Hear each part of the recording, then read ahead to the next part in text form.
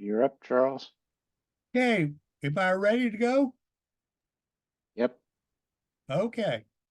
Well, I had meant to start this off with you guys looking at me because I have on my Dennis J Buckley golf shirt that I got at a reunion about 10 years ago. And I got on my Tin Can Sailor hat, which is an organization up on the East Coast that all destroyer guys could belong to. But instead, you're looking at my first slide. And so you do not get to see Fram I, maybe at the end, and my Dennis J Buckley golf shirt, and my Tin Can Sailor baseball hat. Despite what the president said, we're not going to talk about the USS Dennis. We're going to talk about the USS Dennis J Buckley, better known as the Denny J, DDR-880, or DD-880, depending upon her time period. She started out in 1945 as a DD, 49 reclassified as a DDR. It's a destroyer radar picket. Tomcat is what they were used for. 50 to 70 miles in front of the carrier to delouse incoming aircraft, make sure no enemy aircraft's with them. Then in 64, she goes through a Fram conversion back to a DD. She's in the commission from 45 to 73. She was a gearing class, 2,616 tons, 390 feet long, about 40-foot beam, 14-foot draft, 36 knots, maybe in somebody's dream. We once got up to 32 knots, pushing everything. The gearing class was a Fletcher hull. The summer class was a Fletcher hull with a different superstructure. And the gearing, they slipped a 20-foot centerpiece in to give her added fuel space. She was always supposed to be competing with the Sumters and the gearings. It can never earn an E. She was just too heavy. There were 35 gearings converted to DDRs in the period right after World War II, or actually starting in the beginning. Here is one of those conversions. And you look at it and you see there's no torpedo tubes. Charles, yes? You think you are not sharing if you think you are. So what's going on? I'm seeing your stuff. I'm seeing it too. Oh, okay. I'm not, so But okay. you might want to tell it to take the whole screen. If you can do that, that might, while you're sharing, just go up to the corner and tell it to show the whole screen, because I still show a bunch of pictures of all of us who are here. So maybe as the host, Steve is only getting that. Okay. So, Madam President, you're telling me you're seeing my picture, right? I am Yeah. indeed. Sorry. Okay. Now I've got it. I've got it now. Okay, Okay. perfect.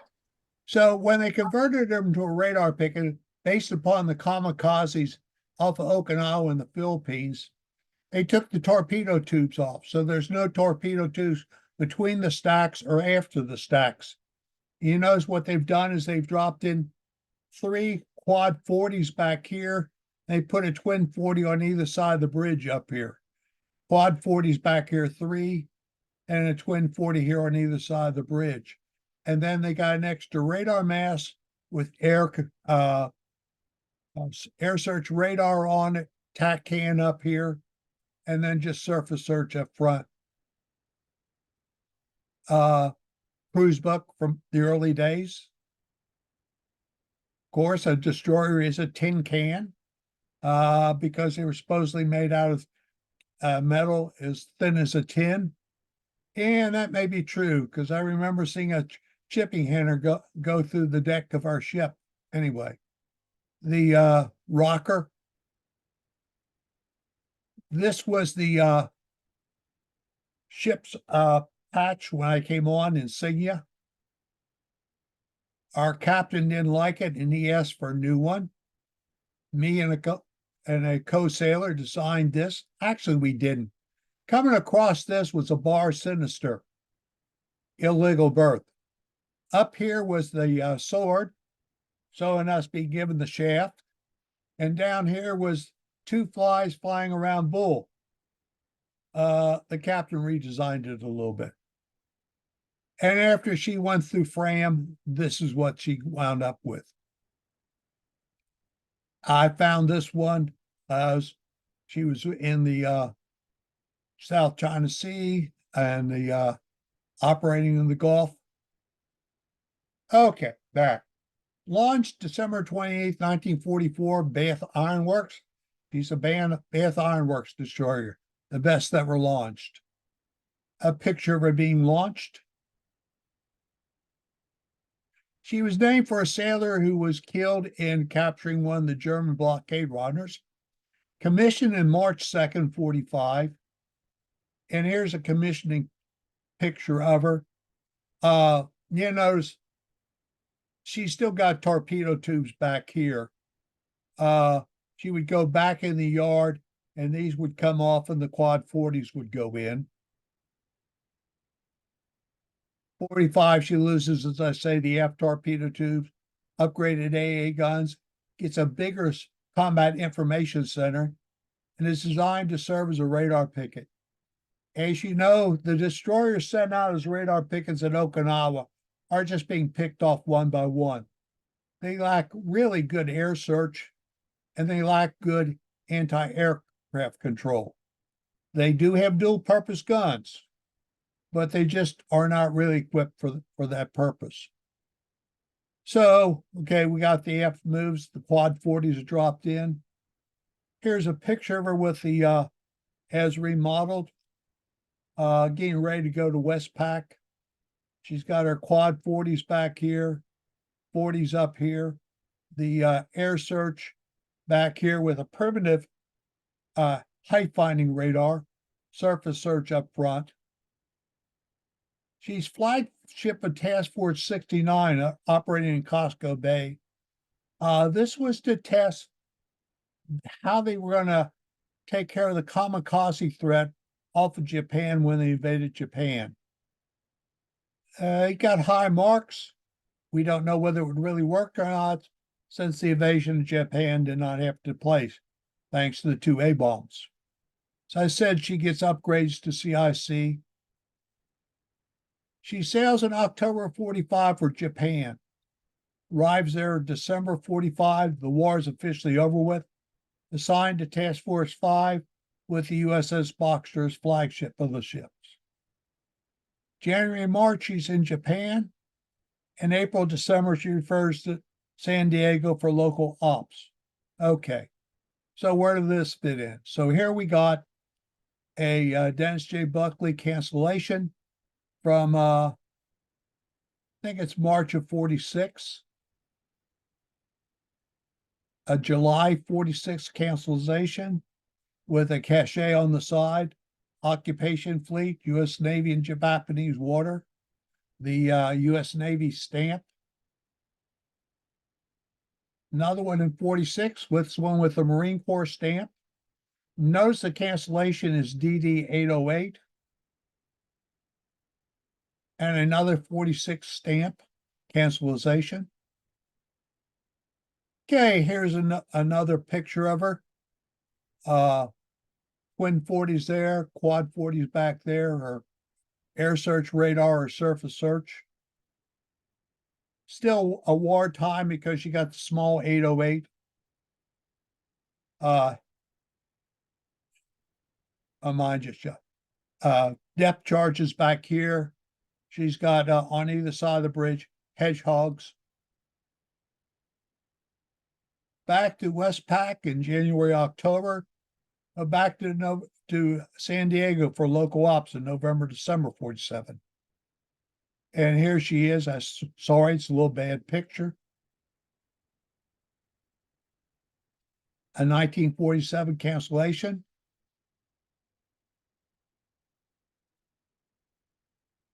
Another 47 cancellation. One more. In 1948, she's in local ops around San Diego. And then in October and December, she's back to Westpac. She operates with the Tawara CV-40 and these other ships. And she does a round the world cruise, sailing from Japan to New York via the Mediterranean. She arrives in New York in February 49 and then sails through the canal for back to San Diego, riding to San Diego March 16th, May 49.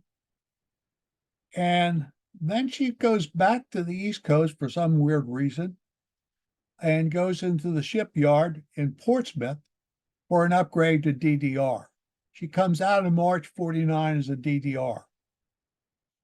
And here she is as the first DDR, SPS 6 Air Search, SG 6 Surface Search, and it also has a height finder built into it. But you notice she doesn't have a SPS 8A height finding radar back here yet. Okay, we got a 1949 cancellation, but she's still got a DD this. Back to Norfolk for more work. Comes out, heads for the Pacific. 51. She's back on the East Coast. 52, 53. Now in the Philadelphia shipyard and gets the SP. Oh, I didn't put an SPS in there. She's got the SPS-8 height finding radar being installed. Got a 53 cancellation. Local ops back to the 6th Fleet. 54, she's still running around with a DD cancellation.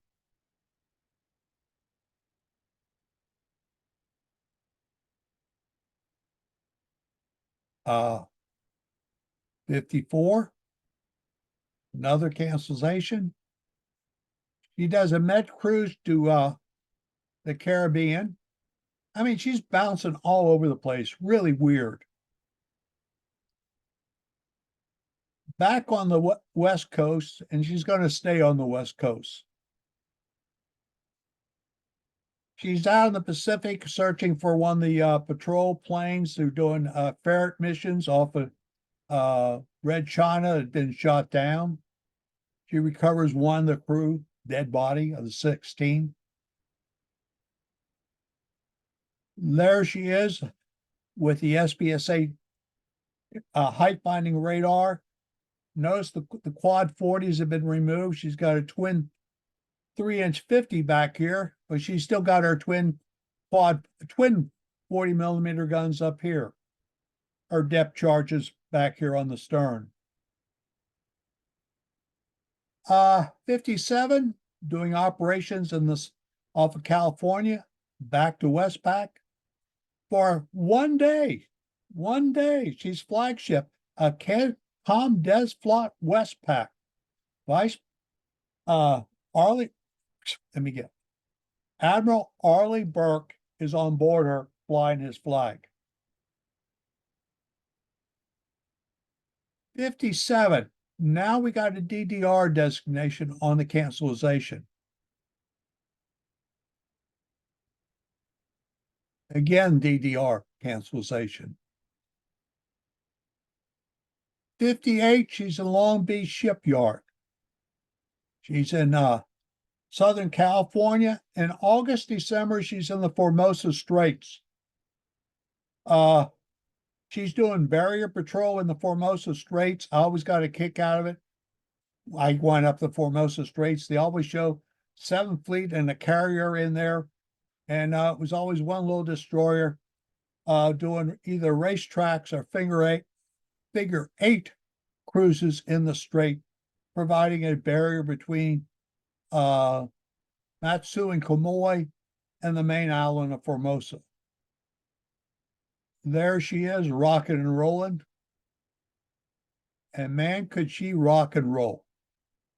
And I never understood. I would have never wanted to make chief, because the chief's quarters were right there, right where that number is, 808. I was always seasick the first day at sea, capital letters. Second day, capital S, small letters. third day, small letters. Then after that, it didn't make any difference what happened. And the chief always had the watch after our watch. So I always had to go up here to get the chief. So it was stick my head out, give an offering to the fish, run down to here, hit the forward head, give an offering, run up here, hit the chief's head, give an offering, shake the chief, get him awake, run up to the head, run back to this head, stick my head outside. Anyway, January 59, she's back in. April of 59, I report on board. Now, I've been going to radar school at San Francisco. And for the whole time I was in radar school, I'm being told, if you flunk out, you're going to go mess cooking for 6 months. I did not want to go mess cooking for 6 months. I'd done 1 week of mess cooking in San Diego when I was going to boot camp. No way was I going mess cooking. I arrive on board ship. I'm going to be in the Navy for 3 years. I've already been in 10 months. They've done all this training and everything to get me up to your radarman. And what they do when I get on board ship, send me mess cooking for 6 months. Whoa. I don't understand the Navy's enlisted personnel taking care of their men. I am only on mess cooking a very short time. My compatriot who came on board with me was in class with me at Treasure Island. He was extremely smart, did extremely well in school, and fell apart in Combat Information Center. You gave him one task to do and gave him quiet around him and he could do the task. You put him in Combat Information Center where there's 15 different things going on, and he could not handle it. He got sent mess cooking, and I was brought back into Combat Information Center. I could copy 4 radio things transmitting PRI-SAC, PRI-CCI, SEC CCI, PRI-Air, Tech Air, and anything else. It didn't bother me.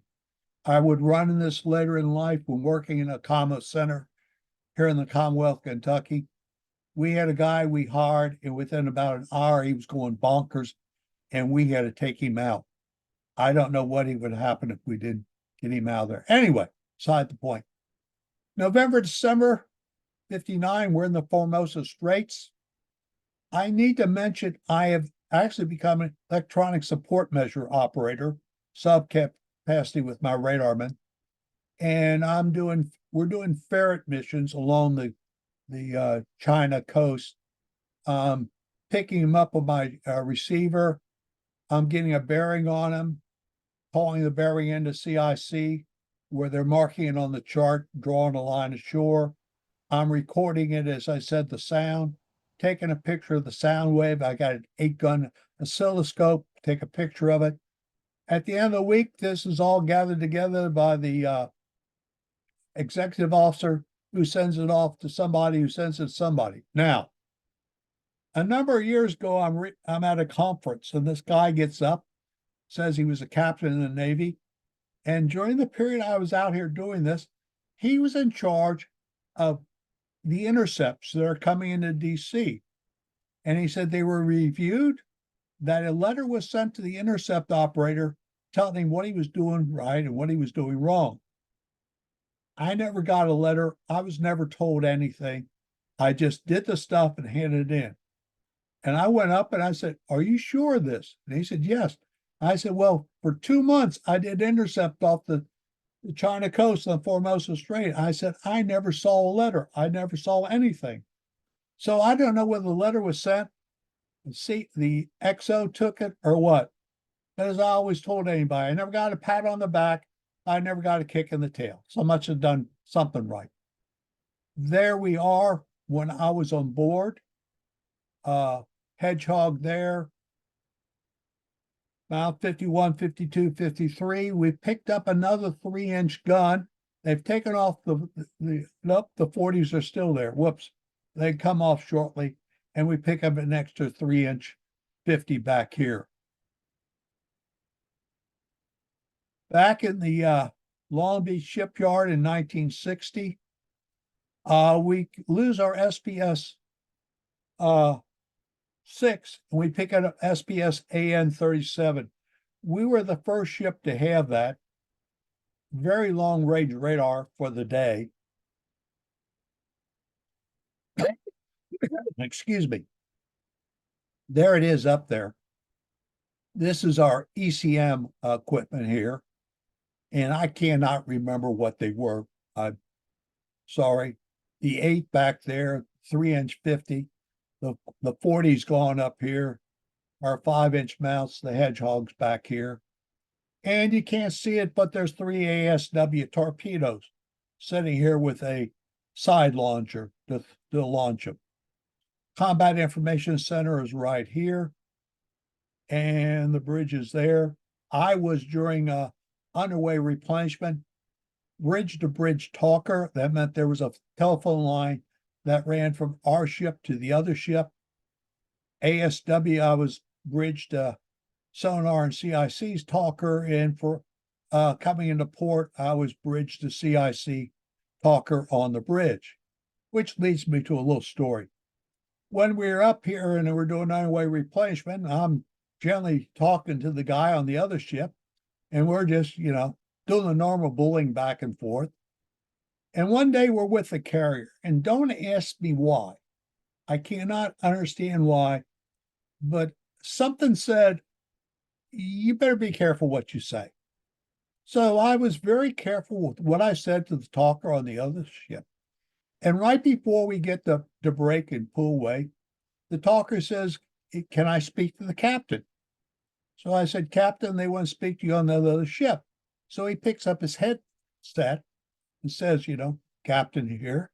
And the other guy identifies himself as Vice Admiral. So I've been talking with the Vice Admiral. So luckily, I was smart and I didn't do my normal Navy complaining about the Navy and everything. So he gave me a compliment to the captain, and off we broke and all the way went.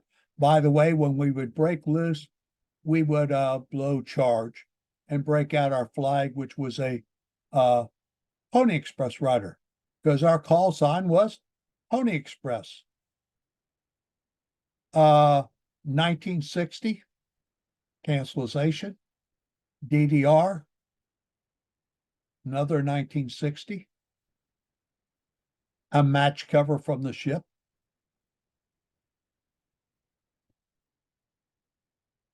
February to September, we're in Westpac, Operation Pony Express. Okay. I goofed. By the way, I was a real pain in the tail to most people. I did get a good conduct medal, but it was a close call. Anyway, I did the math, and I'm going to get out. If I take the test for 3rd class, I'm going to get out a couple days before it's actually posted. So why take the test, correct? Okay. So anyway, I don't take the test. And we're coming back from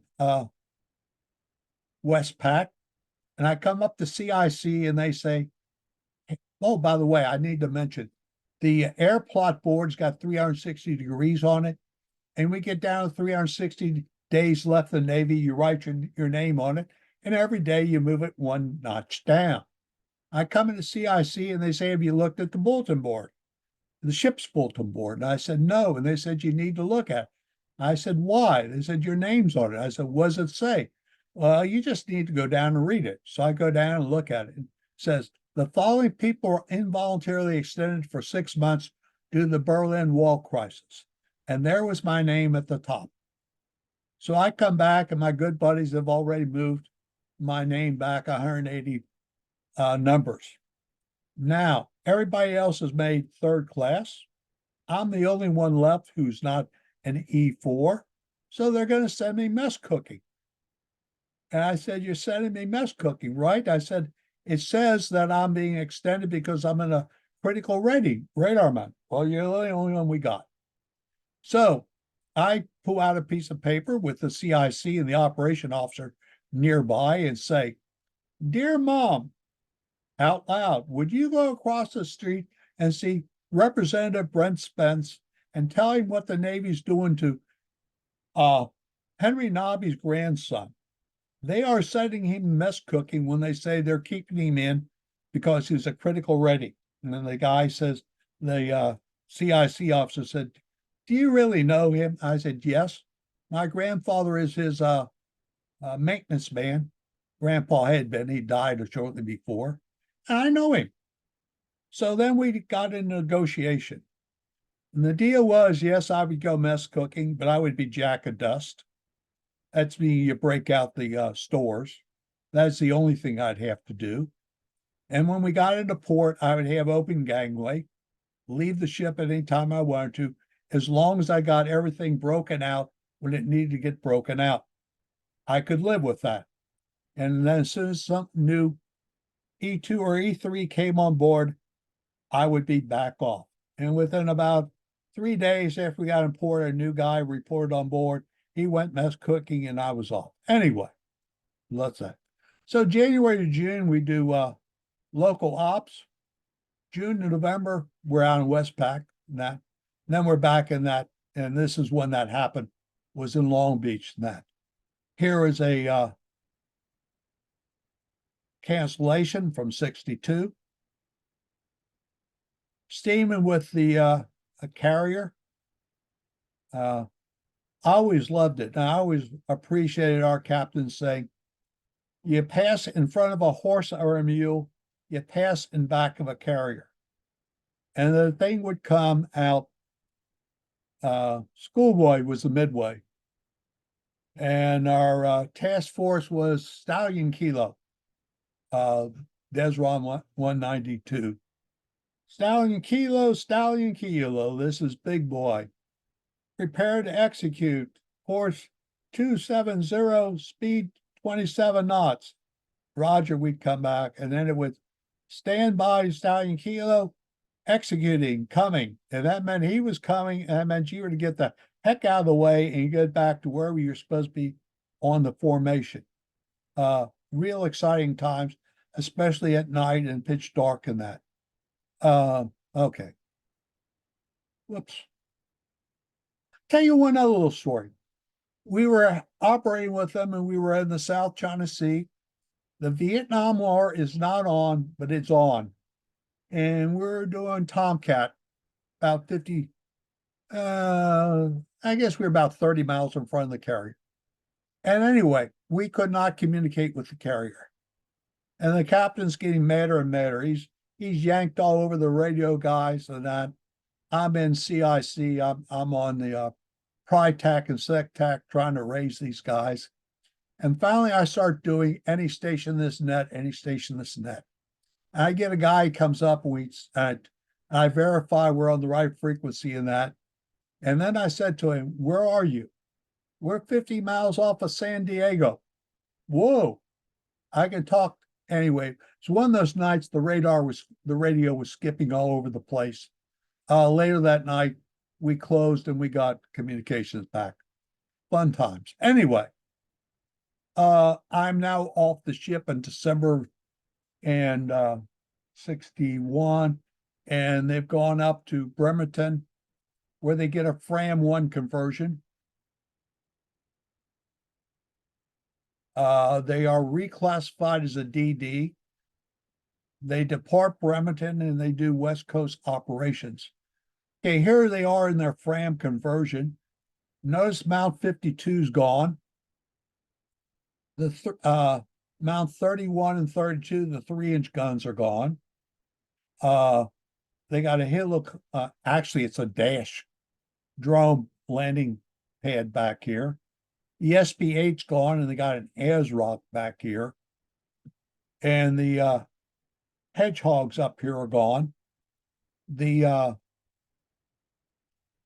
and the depth charges are gone. I'm going to make a comment. I never understood why they had all these ships carrying torpedoes and we had 3 Fletchers in our division, Howe, Cushing, and Pritchett, and they all carried torpedoes. At midnight, if you were on the midnight watch, you had to do a TACAN exercise, which was a maneuvering exercise using maneuvering board. And every exercise that I was ever involved with another ship was an aircraft carrier centered exercise. With a chief I had met and one of the schools I had to go to had come up with a neat World War II slot cruiser gun destroyer formation. And I would run that. That's the only time I ever knew that anybody ever ran an exercise that involved firing the torpedoes. Anyway, I just never understood a bunch of the stuff the Navy did. It never made sense to me. And I expressed it very often. And I got people sort of mad at me. And I remember one day the CIC officer grabbed me, never should do this, but he grabbed me and slammed me up against the wall. The bulkhead slammed me up against the bulkhead. Said, I'd love to put a pair of boxing gloves on you and beat the hell out of you. He was a Golden Glove champion. Anyway, on we go. Here we are with the Fram upgrade. Notice there's the anti-submarine torpedoes that used to be back here are now up here. She's got a whole load of ESM and electronic support measure and electronic counter support measure, plus the radio and that for controlling the drone back here. She's still got her SPS-37 radar up here. The bridge has been modified. Fire control has been modified. And here's another picture of her.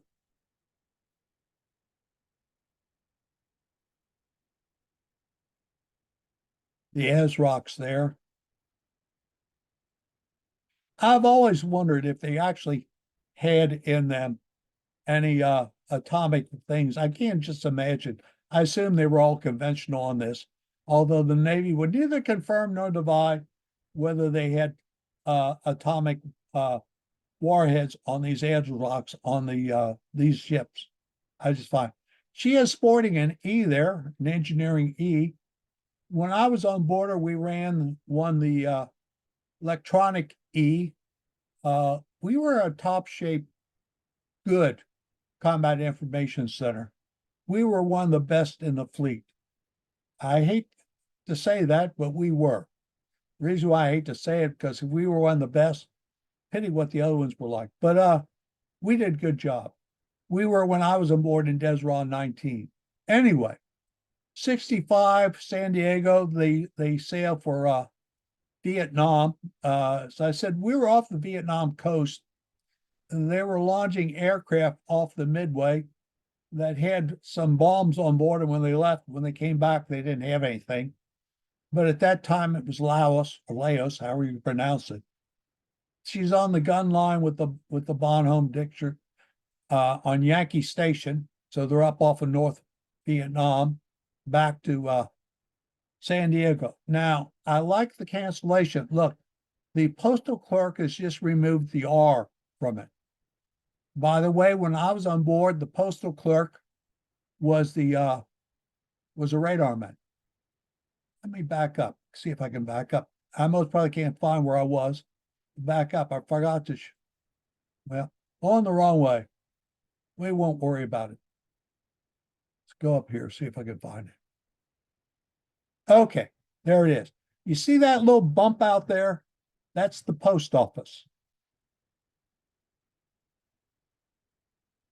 And there was a 4x4, or no, maybe it was a 6x6 inside that went across there, because this thing, it was out of line because of the waves coming up here and bouncing up against it. Anyway, more than you want to know. Let's get back.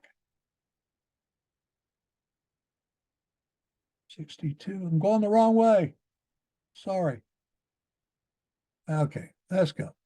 Sorry, good people. Bear with me. Back up 1, 2, 3.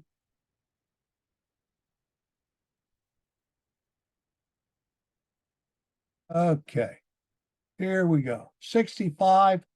She's got DD, and I mentioned they've just removed the R. You can barely see it there. Another run of them with the new ships.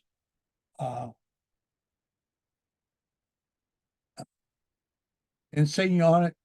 66, she's doing that back on Yankee Station, this time with the Oriskany and the FDR. Then December, she's back in running barrier patrol in the Formosa Straits. This is a weird one. I don't know why they've used this as a stamped cancellation. I assume this is the cancellation for registered mail. That's my assumption. 67 back on the gun line, back to San Diego, up to Mare Island for some upgrades, back to San Diego for local ops. 68 back on the gun line off of Vietnam, operating with Ticonderoga and the Kitty Hawk. She was actually at one point in the on the Mekong River, providing gunfire support. There was a group on board from that period. I was at a ship reunion who were trying to get Agent Orange designation from the VA because they said they were on the Mekong providing gun support when a C-130 flew by spraying Agent Orange on the riverbank, and a couple of guys had cancer, and they claimed it was from that. Just reporting. Later, I understand that they did get Agent Orange designation for the crew during that period.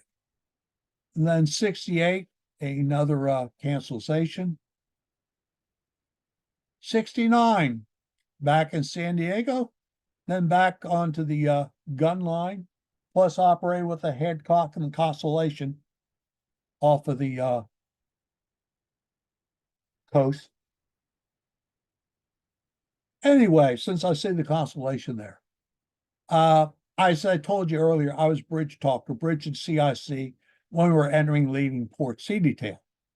So we're coming into San Diego, and one of my jobs was, and I loved this job. I'm a weird person. I loved it. Updating the charts. Every week we got a Marine update for the charts and everything. And I loved going through that. To me, it was fascinating. So anyway, I had gone through and updated our chart right before we went out that week. And it saw that they were getting ready to dredge San Diego harbor entrance because Forrestal class carriers were going to be coming. So we're coming into port, and the captain's all concerned about what's all this stuff out in front. And to the XO, I don't know, the quartermaster, I don't know. And dumb little me pipes up and says, "Oh, they're dredging the port." Now, how you notice that? Oh, I said, I read the latest issue, Notice to Mariners. And he swings on the quartermaster and the XO. Why haven't you read that? Dead silence. So as soon as we get in port and tie up, I'm told to report the XO. And the XO says he wants to see that Notice to Mariners. And I scrubbed and I hunted and I found it and brought it in. Well, it turned out that the CIC had gotten the notice, but the quartermaster had not received it yet. They received it that next day when the mail came on board. Okay. Keep your mouth shut at times, Bogart. Anyway, there's the cancellation with the 808. 70, they're back on the gun line, back to San Diego, up to San Francisco Naval Yard for some work done. And the hull is taking a beating at this time. I should have mentioned back when we were in the Formosa Straits, we got caught by a typhoon in there. We were making 9 knots forward and moving 2 knots backwards. Yeah, it was rough out there, bouncing all over the place. Been there for 3 days, so it didn't bother me that. We put a hole in our hull and had to go in the flooding dry dock at Subic Bay, which is another story. Good old Subic Bay.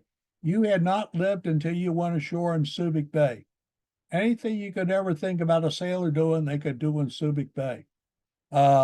They counted the number of sailors and Marines that went in town, and then they stopped you from going off the base until somebody came back, and then they let you go ashore.